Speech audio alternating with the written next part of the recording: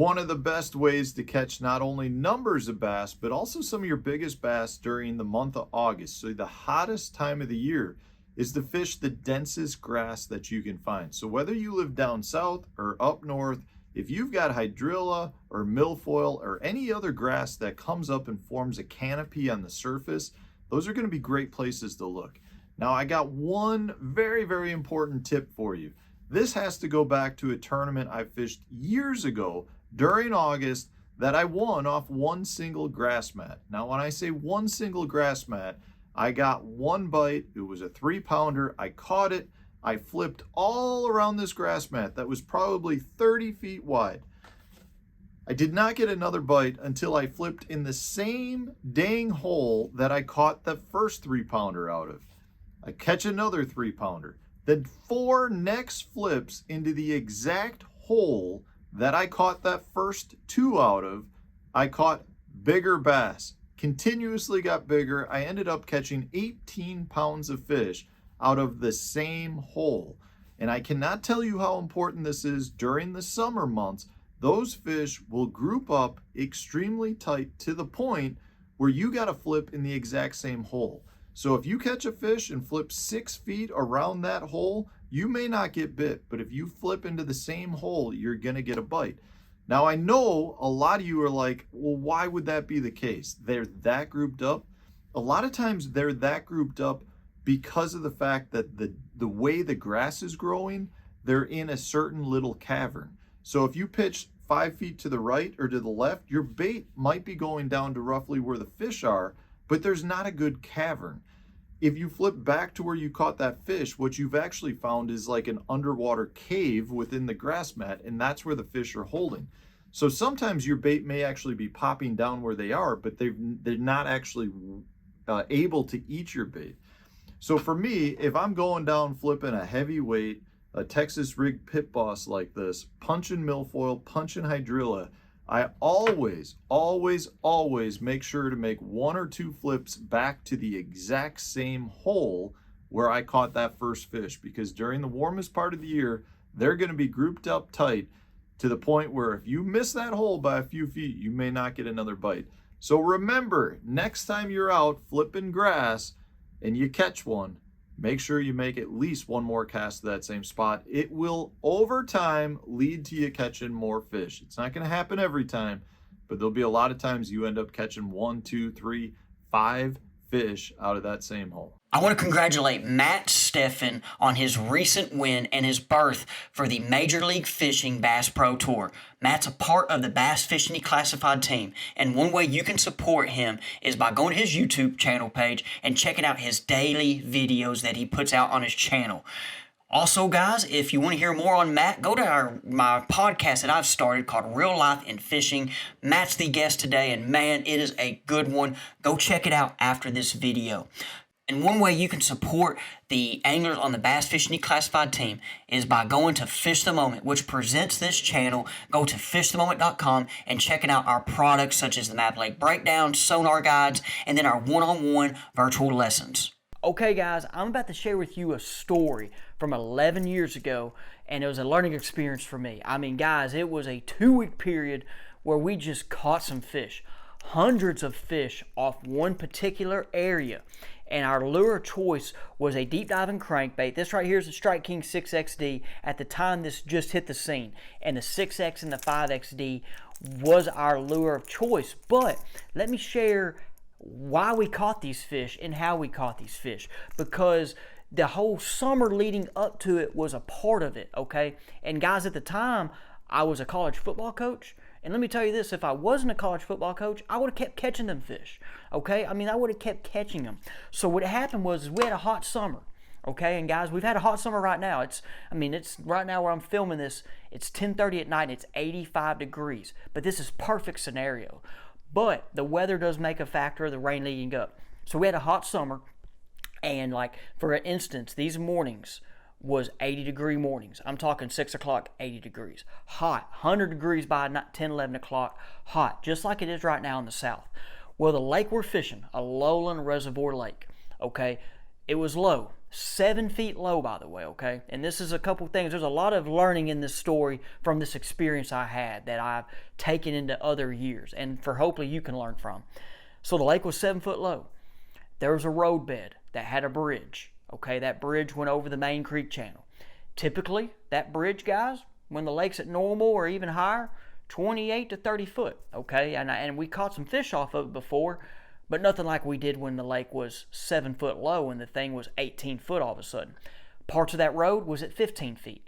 That road was a straight road, and then on each side it would drop, okay? So picture the top of it flat, and then it would drop, okay? So when that lake got low, them fish, okay, went down with it, and they stayed related to that creek channel. Well, that creek channel, of course, where the road was and the bridge was a piece of cover they related to, they used to ambush bait. Guys, so there was just one of the trips I went out there and checked it out, and I mean, we caught like 20 pounds off of it pretty quick. And then I left. Came back, and all of a sudden we caught like 50 fish off of it in a couple hours. And then that's when I called Johnny. Johnny came with me. Me and Johnny fished it. I think we caught 150 fish off it, guys, in like 5 hours, 6 hours.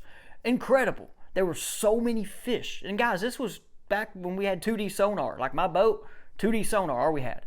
And we're sitting in 20, throwing past this road and this bridge, hitting the top of it with these deep diving crankbaits. I mean, we caught some fish on worms and jigs, but guys, it was this dude. I mean, we were doubling up. I mean, it was crazy. And then another trip. I mean, we caught like 200 fish off of it. So what I learned from this experience, and I say learned because at the time I was like, hey, this is easy. I'm going to come and do this next year. Well, next year I go back out there, same week. Hot, but the lake wasn't 7 foot low. The lake was at normal pool, and they were not on the road or the bridge like they were the previous year. So that's then I was going through my thought process and being like, why were these there? Well, guys, when it gets real hot like this, and those lakes do get lower, that when they water drops, they will push them to areas. Lake Fork last year, great example. People whacked them at Fork. The lake was low. I'm just sharing that because it's a popular lake. The lake was on a drawdown. Then fish got in areas, and people kept catching them and catching them. Another unique thing about this experience, though, I want to share. One other thing. When we fished it the first week, and we were catching less numbers, but we were catching more quality.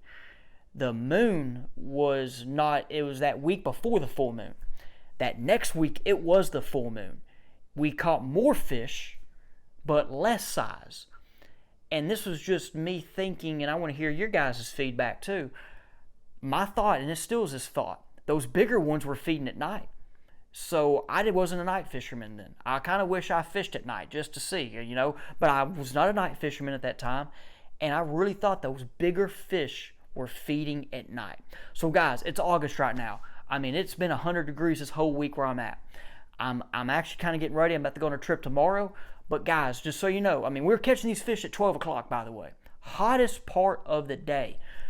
So, with this in mind, when those lakes get low, it will push them to areas, okay? And they will group up and you can go catch them. Second thing, all right, it's hot. They're still eating. They're still to be caught, okay? So, hey, hopefully you take this from experience. Like I said, that's when these dudes right here were coming about. I know there's more ways to catch them today, and it's not as easy to catch them. But, hey, when it's hot and your lake's low, think about this. Go find them creek channels. Go find them pieces of cover that they can relate to. And, hey, go catch some fish. Hey, guys. Kyle Cortiana here with Bass Fishing Declassified. Real quick, just going to tell you a story about something that I experienced years ago, and I've tried and tested this theory since then, and it really may help you. But I'm from Oklahoma, if you don't know. We've got a lot of flood control lakes in Oklahoma, so a lot of our lowland reservoirs and the highland reservoirs get really flooded in Oklahoma. Sometimes they'll come up an astronomical amount of water, but a lot of times that rise is sudden. It's overnight. Let's say you had a practice the weekend before, you follow up the following weekend, it's tournament day. You had heavy rains and your water climbed 4, 5, 6, 7 foot really fast. In that scenario, I've discovered in the summer months especially, that the fish do one of two things. So the way you can break this down is the first thing they do is they follow the water up. They chase the water up, they go all up into the flooded willows, they get up there as far back in there as they can, and you only really need two baits to go in there. The first bait is a booyah popping pad crasher. I like something with a little bit of yellow, a little bit of green, a little bit of white, something that can imitate both a bluegill that's in there eating those insects that are falling off the trees from the flooded water, or something that imitates shad. Shad will get up in there too and skip around. And so I love having that popping pad crasher. Let them know that I'm over there, because it's going to be a vast area, so they need to hear it, but also like what they see. Or you can get in there and flip cover. And the reason I like the biffle bug is because I'm about to tell you about strategy too. But I love flipping the biffle bug, and I can turn right around and I can throw this on a swing head and literally flip it. It's Texas rigged, and keep it weedless and get in there and flip it around. And I love that. They've also got the new flipping biffle bug that's got a heartier head on it if you want to try that. But Sooner Run, black neon, only 2 colors you need. And don't forget, you can get your Booyah Pad Crashers, your Gene LaRue heads, the biffle bugs, whatever you want over at lurenet.com. Use my coupon code Cortiana15, saves you 15%. The other place that they go is they stay on the hold bank line. They don't go anywhere at all. For whatever reason, I have found a good population of the fish will hold to the old bank line. So just remember where your fish were in practice if they were on the old bank line, and literally just pretend that water didn't rise. Keep your boat out there. Grab you an 11/16 ounce biffle bug. That's probably the perfect weight because you got high water. Get down there, and if the water's really dirty, go with the black neon. If you got decent color, go with the Sooner Run, and throw it down that old bank line and just slow reel this biffle bug down it just like you would a crankbait or something like that, and that's going to catch you fish. So next time it floods and you're in those conditions, try those 2 strategies to minimize the water and try to find the bass, and I think it's going to help you guys catch some more fish.